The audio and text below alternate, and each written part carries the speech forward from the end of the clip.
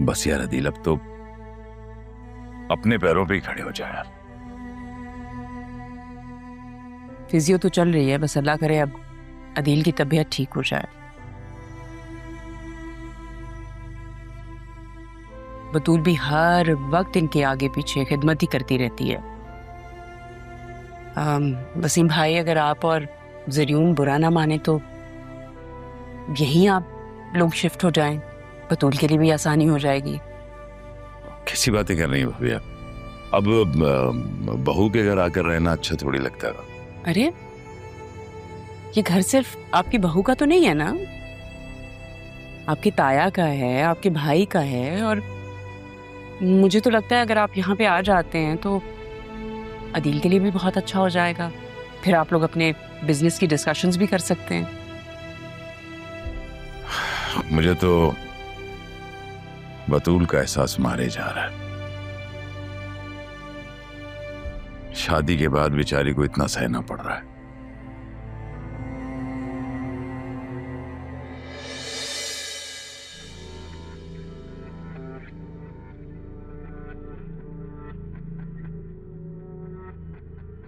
अरे भाई, अब ये ना समझना कि ऑफिस कब्जा करने के बाद तुम्हारा घर कब्जा करने आ गए हम।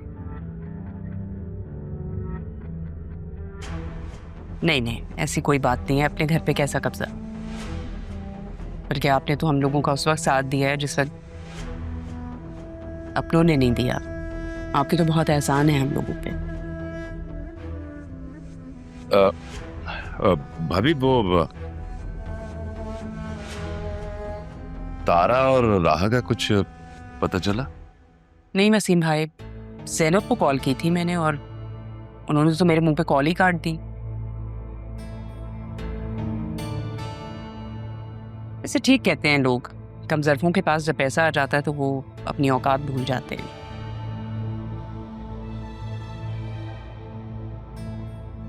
सोच ही कर सकते हैं। आप लोग बैठे, मैं आपके लिए चाय लाती हूं। अच्छा।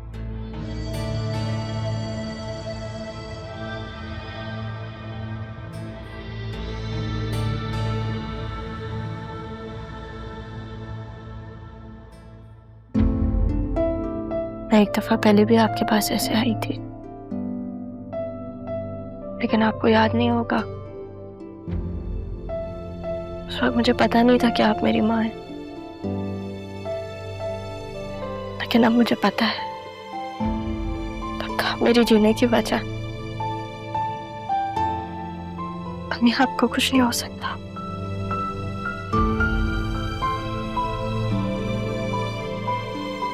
क्या हुआ?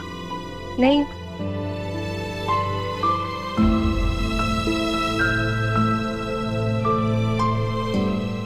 अगर मैं ना रही तो याद रखना, हाँ कभी भी मरती नहीं है। अपनी औलाद के दिल की धड़कन बन जाती है। ऐसे नहीं कर, ऐसे नहीं कर प्लीज। अभी तो इतनी सारी चीजें हम लोगों ने एक साथ करनी है। मेरे अधूरे ख्वाब पूरे होते हुए देखना है ना आपने अपनी। तुम्हारी बातें सुनकर दिल चाह रहा है थोड़ा सा और जी लो।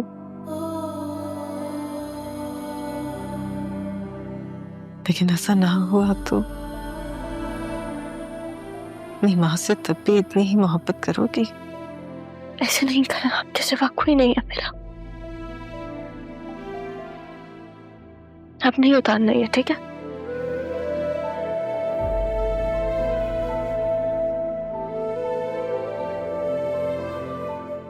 और मेरे पास तुम्हारे लिए वक्त ही तो नहीं है। काश मैं तुम्हें समझा सकूं मेरी जान।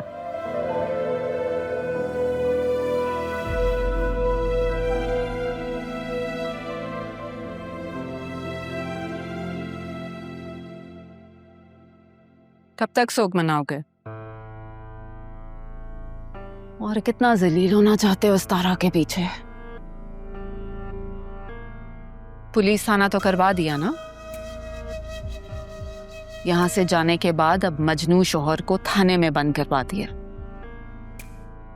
पुलिस थाने की वजह से ही मैंने तुम्हें।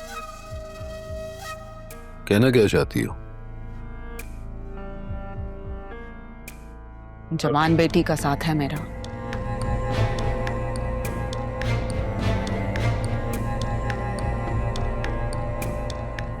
बाप पुलिस थाने के चक्कर लगा रहा है, माँ कब तक संभाल सकती है? बोलो। तो मैं कौन सा थाने में रहने गया था? असिस्टेंट कमिश्नर साहब के कहने पर मुझे फौरन इज्जत से छोड़ा गया। मैं उम्र भर के लिए थाने नहीं गया था। असिस्टेंट कमिश्नर, और कोई काम नहीं है उसे? थाने में नहीं, सारी जिंदगी तारा की कैद में तो रहे हो ना तुम। तो अब क्या करूं? सीधा सीधा तलाक दो और इस जिल्लत से जान छुड़ाओ अपनी। तलाक? अगर तलाक देनी ही होती तो जिंदगी भर इंतजार नहीं करता। तुम कितने बेहिस इंसान हो, तुम्हें सिदरा की भी कोई फिक्र नहीं है। अगर परवाह नहीं होती तो यूं अनदेखी जेल में उम्र भर नहीं गुजारता। और अगर बेहिस होता तो जिस दिन तारा यहां से गई थी उस दिन तुम्हें भी यहां से निकाल देता।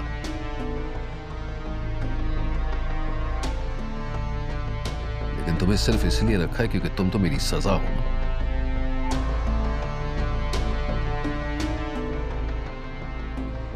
अम्मा तो अपनी सजा काट कर चली गई, लेकिन मुझे उम्र भर की सजा काटनी है। और हां, अगर मुझे पता चला कि अम्मा के जाने में तुम्हारा जरा सा भी हाथ है ना, तो मैं अपने ही हाथों से अपनी सजा खत्म कर दूंगा और तुम्हें आजाद कर दूंगा। बात समझ में आई?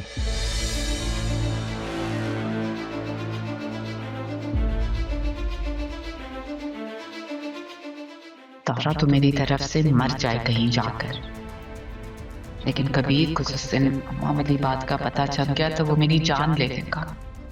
नहीं, कबीर को किसी तरह पता नहीं चलना चाहिए। तो जो रही सही अकल है वो भी तारा अपने साथ ले गई है।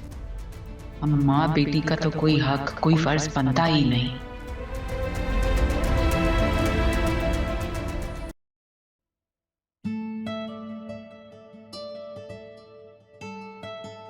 क्या हुआ बदल, ऐसे क्यों बिहेव कर रही हो? जब से हम यहाँ आए ना, आप मुझे इग्नोर कर रहे हैं। मेरी जात को मुझे इग्नोरेंस बिल्कुल भी बर्दाश्त नहीं है। और आप कह रहे हैं कि मैं ऐसे बिहेव भी मत करूं। याद रखिएगा, आपको भूलने में ज्यादा वक्त नहीं लूंगी मैं। उफ अल्लाह, बस कर दो।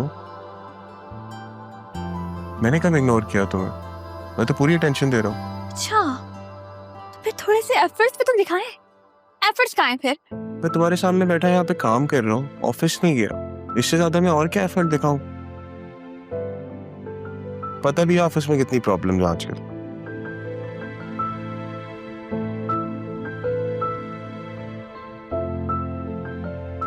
प्रॉब्लम्स? कैसी प्रॉब्लम्स? क्या बताऊं तुम्हें बतूल, तुम्हें ना मेरे साथ ऑफिस जाना चाहिए।